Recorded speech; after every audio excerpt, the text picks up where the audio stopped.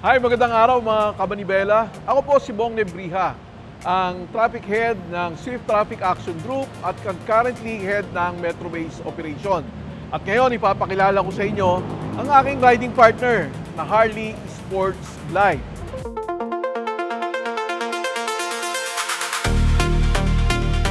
Nabili ko ito noong 2022 sa halagang 1.2M. And now, nakaka 3,500 kilometers na kami na magkasama. After 4 years of having this and riding this, I can definitely say no regrets, no? At sulit na sulit siya. Actually, late bloomer ako eh. Nagsimula ako magmotor sa Amerika na. Kasi nung nandito ako, pagka-graduate ko ng PMA, hindi ako pwedeng magmotor eh. Dahil may anak na ako. So ayaw akong payagan ng misis ko. Ngayon ng mga malalaki na yung mga bata, nasa Amerika na kami, maganda yung mga kalsada, matitino yung mga riders at saka motorista. And na-convince ko yung misis ko na magmotor ako. So from there, doon ako nag-training sa Motorcycle Safety Federation. Parang tinatawag dito yung Motorcycle Riding Safety Course, ano? Doon ko nakuha yung first motorcycle license ko sa California. And with that, doon na ako nagmomotor. I started with small bikes to big bikes. And nung bumalik ako ng Pilipinas, naiwan naman sila misis, may mga asawa na yung mga anak ko. Sabi ko, siguro it's about time to continue with my passion. And that's why I started with riding again. Nagsimula ako sa XR200. Tapos, nung pandemic, bumili ako ng Vespa na Primavera, Racing 60s. And then, nag-upgrade na ako sa big bikes. Ang unang big bike ko is Honda Rebel and then this Harley. Ngayon, meron na rin ako GS 1250. Pero sa lahat ng yan, sabi nila, ang motor daw, kailangan pareho kayo ng karakter eh. So this brings the character of Bong Nebriha. Parang versatility, medyo may pagka maangas. So, I think this is perfect for me. And besides, ang gusto ko talaga, cruiser type. Kasi para pag long ride, relax ka lang. Hindi ka atat na pumiga. Unlike yung mga sports bike na parang as long as there's power, pipiga ka. Ito, hindi. Relax ka eh. You just enjoy the scenery, enjoy the sun, enjoy the wind. Freedom. Ang maganda sa Harley Sports Glide, para kang bumili ng isang bike pero dalawa. Kasi it has a detachable batwing fairing and a detachable pannier box. Nagtra-transform siya from cruiser to tourer. So para kang bumili ng isang tourer, isang cruiser in one bike. Then it has an inverted fork. Itong air intake, in-upgrade na natin to Arlen-ness. Kasi ang Harley, ang upgrading nito parang level 1 to level 4. So, sa level 1, ito in-upgrade natin, Arlen-ness na air intake, together with Vance and Hines na, na pipe, Nilagyan natin ng stepboard, in-upgrade natin yung brakes, and then pinalitan natin ng saddleman yung pinaka-saddle niya, Nagpakabit ako ng CC bar kasi this is the one I use pagkasama ko si Mrs. Para relax siya, nakasandal siya dito. It has a Milwaukee 107 na engine. Ang displacement niya, 1,700cc. Pero kasi itong mga Harley, it doesn't go with the other displacement ng mga motor. Katulad nun, 1250 ang GS, ito 1,700. Pero hindi makakahabol to sa GS because this was designed for torque, not speed, Ibig sabihin, malakas yung hatak niya, hindi ka mauubusan ng power dito. And it has 18-inch wheel sa harapan, then 16 sa likod. And it has a capacity, makikita mo para siyang dual tank, pero actually single tank lang to. It has a capacity of almost 19 liters. Nilagyan natin siya ng auxiliary light pag bumabiyahe tayo ng gabi. Ang maganda pa dito, kung mag-long ride ka, meron ka ng solid pannier. Ibig sabihin, kahit umulan, okay lang. Pwede mo lagyan ng raincoat, whatever, meron ka dyan, pamparet. And of course, nagpalit tayo ng busina na Denali. para medyo malakas, lalong-lalo na pag bumabiyahe ka sa probinsya, maraming pusa, no? Aso. So pag binusina mo to, medyo magugulat sila. Like what I've said, hindi siya talaga designed for speed kasi it's a cruiser. Pero siguro ang top speed ko dito, 150 to 160, no? Maganda na siya, may cruise control siya eh. So pag cruise control mo talagang tapos straight away yung yung road, relax na relax. So hindi ka na pumipiga-pigang ganun dahil naka-cruise control na siya. And naka-LED lights na rin siya, front and back. Yeah, it's enjoyable to ride kasi yung niya, may hidden monoshock suspension siya sa likod. Ayos naman, together with the saddle, okay na rin, comfortable na rin yung ride. Nagustuhan ko sa kanya, ang Harley kasi mabigat eh. I've been longing for a cruiser. So yung height niya, tamang-tama lang sa akin. Even though mabigat siya, magaang siyang dalhin. Siguro ang pinakamalayo ko is sa norte. Diyan lang sa Tarlac. Okay siya. Lalong-lalo na kung expressway ka naman, hindi naman matagtag. Yung misis ko, pag inaangkas ko, inaantok eh. Sabi ko, ganun pa talaga ako komportable, di ba? Lalong-lalo na kung may CC bar siya. So, with that, I could say na komportable siya. Lalong-lalo na nung pinalitan ko siya ng saddleman na upuan. Braking, wala akong problema. Mas malakas yung sa likod kaysa sa harapan. So, it's really good. It stops you whenever I need to. So, it slows me down whenever I need to. Ang sarap sa riding. Ang problema nga lang, sinasabi ko sa inyo, mabigat talaga siya. So, sanayan din. Sa bigat niya, mga 305 kilograms, kayang-kaya niya kahit may angkas ka. So, kung ako tatanungin nyo, panatagal loob mo na hindi ka bibitinin ito. So, I'm good with that. I'm happy with it as it is right now. Kung anong vibe mo, pwede mong gawin. No? Kung short ride lang, hindi mo kailangan ng mga gamit, tanggalin mo to, tanggalin mo yan, okay ka na. Pero I always use this whenever I hit the expressway. Kasi ito yung wind deflector mo eh. Ano pa rin yung auxiliary lights, Kasi yung iba sobrang dami, no? Ang lang naman yan, gagamitin mo lang siya pag kailangan. Ang ginagawa kasi ng iba, umagang-umaga, ginagawang blinker, So, it distracts other motorists, di ba?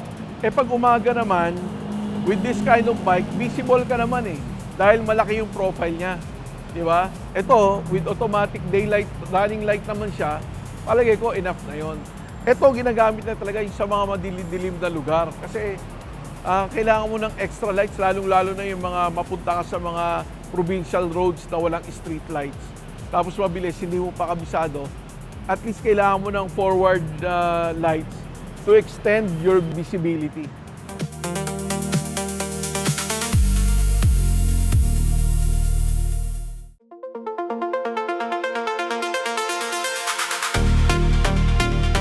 So, ang maganda dito sa Harley na to, pag nag-signal ka, you do not need to switch it back. Automatic na siya nag-switch back. Pag binalik mo yung manibela, balik na rin siya. Ang advisable talaga sa big bike, pag nagra-ride, center ka pa rin. Or kaya dito ka sa gilid ng lane. Kasi yung gitna, malangis yan.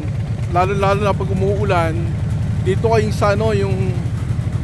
sa right or left ng lane. Huwag ka doon sa gitna. Kasi nga madulas. Hindi natin kailangan mag-exhibition. Pinapakawalan pa natin yung manibela. Tapos yan, anticipate, kakaliwa. So magbagal ka, di ba? Dahil mabigat siya, lagi ang unang brake is yung likod, no? Para ma-maintain mo yung direction. Kasi mahirap yung sa harapan. Pag nakatabingi yan, kung saan yung direction ng gulong, doon na rin ang punta ng weight, no? So, kailangan likod talaga ang inuunang brake. So, i-anticipate natin kung anong gagawin ng mga sasakyan tsaka ng ibang motor, di ba? Yeah. So, hindi tayo fixated at one object. So, kailangan nag-i-scan ka left and right. At saka napaka-importante mga kamanibela, katulad ng magra-ride ka ng ganito kainit, kailangan hydrated ka. Inom ng mga tubig. Katulad yan, no? Sumisignal na siya. Huwag ka nang lumapit dyan. Ay baka biglang lumabas yan, di ba? So, anticipate. Yung sinasabi nilang anticipate.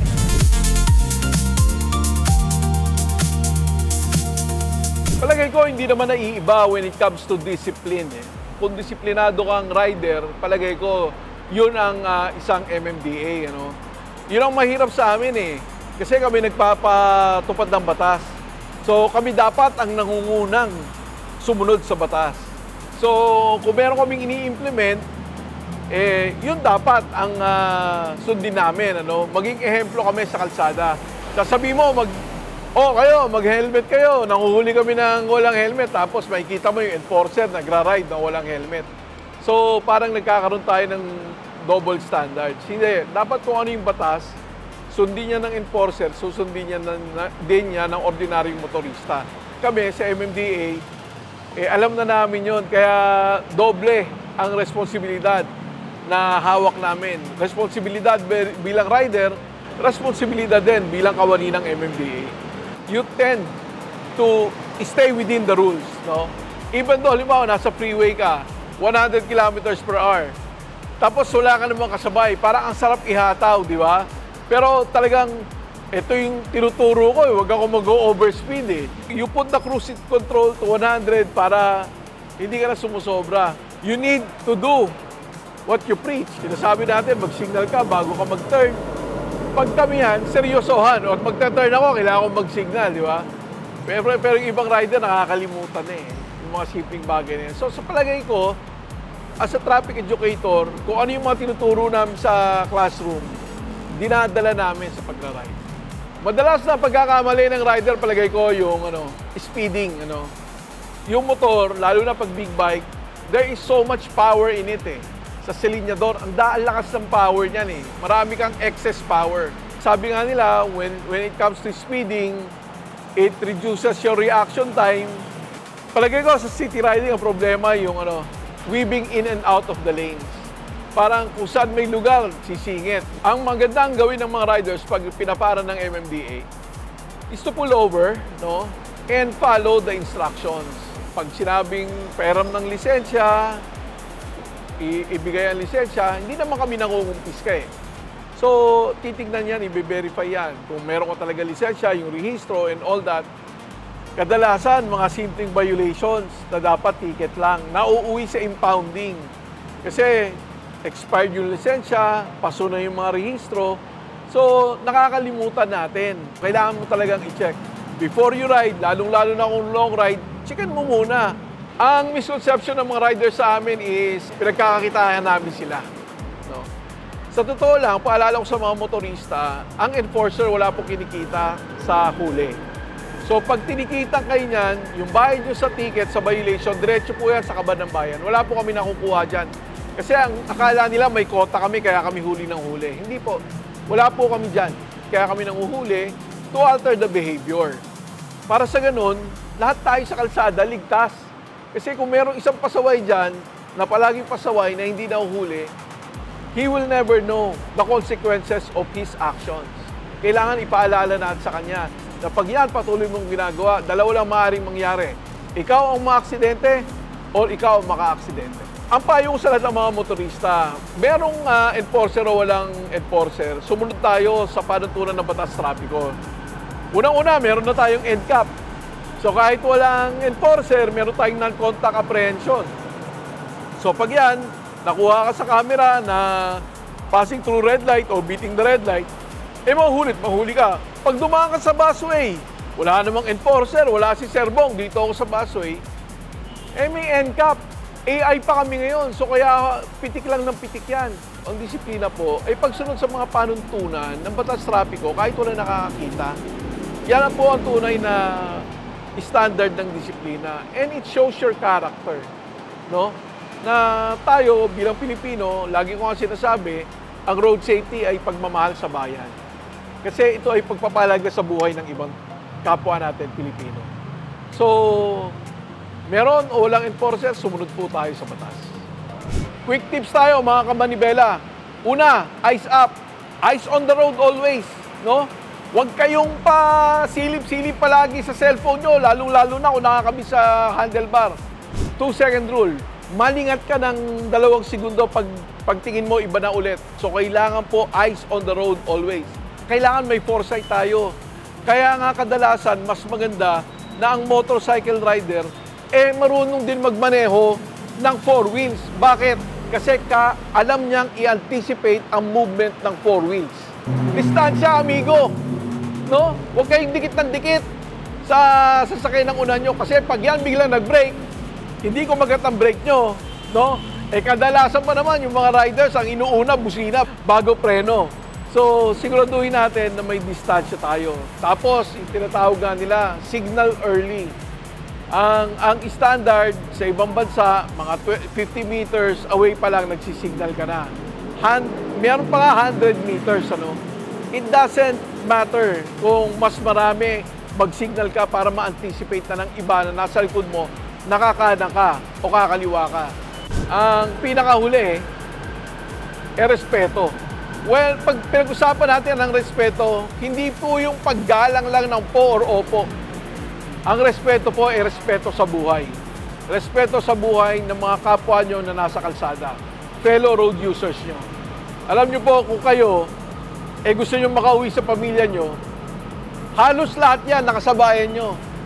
Gusto rin makauwi sa pamilya nila. Kaya, respeto sa buhay ay pagmamahal sa bayan. No? So, that in itself is patriotism because you are respecting the lives of your fellow men.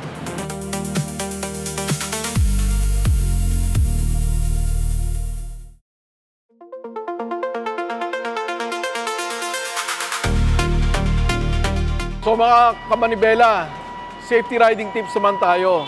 Well, unang-una, bago ka sumampa ng motor, kailangan siguraduhin mong tama yung protective gears mo. Simulan natin sa helmet, jacket, pantalon, sapatos. Sinasabi nila, covered toes lang. Pero mas maganda na hanggang yung ankle mo, covered din. No?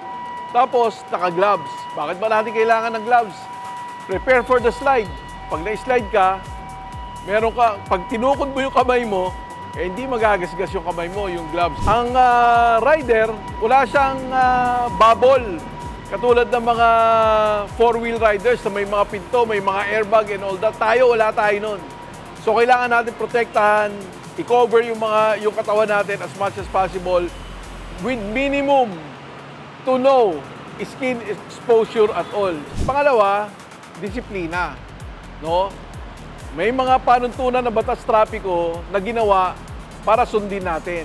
Ginawa itong traffic laws na ito kasi may mga nauna sa atin, ng mga rider, ng mga motorista, na na-aksidente na. Kaya ginawa natin itong batas na to, yung mga traffic rules na to, para tayong mga susunod na rider, hindi na natin maranasan yung mga sakripisyong binigay ng mga nauna sa atin. Defensive driving, mga kamanibela, easy lang tayo, relax lang. Hindi tayo nakikipagkarera sa kalsada. Lagi kong paalala sa lahat ng mga riders, ang finish line sa bahay. Ang importante, makarating ka sa pamilya mo after a long day of riding. Make yourself visible on the road, lalo na yung mga underbone.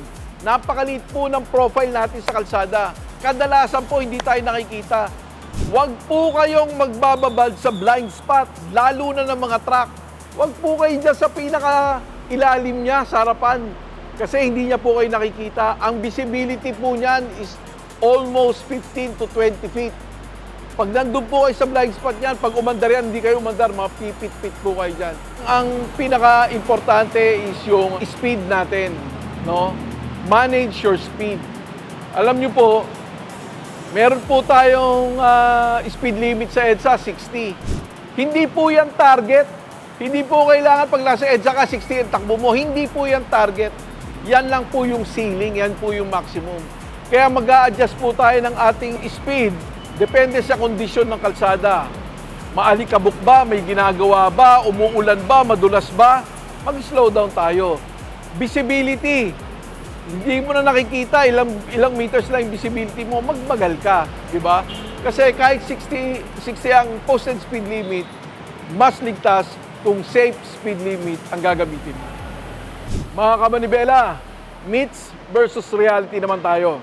Totoo bang mas delikado kung malaking motor? May kanya-kanyang characteristics ang bawat motor. Mabigat, mahirap imaniobra, malaki gulong, malapad ang gulong, manipis ang gulong. Palagay ko ang kaligtasan, kung delikado man yan o safe yan, ay nasa nagdadala. It will only move as fast as the rider wants it to be. No? Kaya nasa rider po talaga yan. Totoo bang sanayan ang safe riding? Yes. Actually, ang safe riding is like a habit. So, the more that you practice safe riding every day, magiging habit na siya. Kahit hindi mo na iniisip, automatic na sa'yo. Yung pagsisignal, pag-keep distance, no? Yung mata lagi nasa kalsada, hindi ka distracted. Palagay ko, pag araw-araw yung ginagawa yan, mas magiging ligtas kayo. Kailangan ba maging mabilis para maging enjoyable? Hindi. Para maging enjoyable, mas ligtas kayo. Alam nyo, ang purpose natin, mag-ride point A to point B and back home. No? Hindi importante ang mabilis. Lagi niyong tatandaan, ang misis mo, ang mga anak mo, hindi sila nag-e-expect na ikaw ang pinakamabilis na rider sa North Luzon Expressway. Ang ine-expect nila, ang asawa, ang tatay nila, makakabalik sa bahay nila pagdating ng hapunan, after ng long ride. Ang motor was designed for 2, not more than 2. So, pag 3 kayo, excess passenger na yon. Lalong-lalo na po pag mga bata ang sakay nyo. Meron po tayong batas, Children on Motorcycle Safety Act. Kailangan po ang bata, kaya niyang tapakan ang foot peg, kaya niya pong yumakap sa rider, at higit sa lahat, meron po siyang helmet. Pag hindi po pwede, hindi niya abot yung foot peg, hindi niya kayang mayakap yung rider, hindi po pwedeng isakay ang bata. Huwag na po nating ipilit. Baka mamaya mahulog pa ho yan. Tatandaan niyo po, mas delikado sa bata ang pagbumotor. Alam nyo, mga kamanibela, isa pa sa mga misconception ng mga rider, ang tinatawag na takbong pogi. Yung hindi nag-helmet, naka-shorts, no? Walang gloves, mali po yun. Ang takbong pogi, dapat safe palagi. Naka-helmet, naka-gloves, naka-pantalon, naka-sapatos. You are preparing not only for the ride, but also for the slide. Palaging tandaan, mata sa kalsada, kamay sa manibela.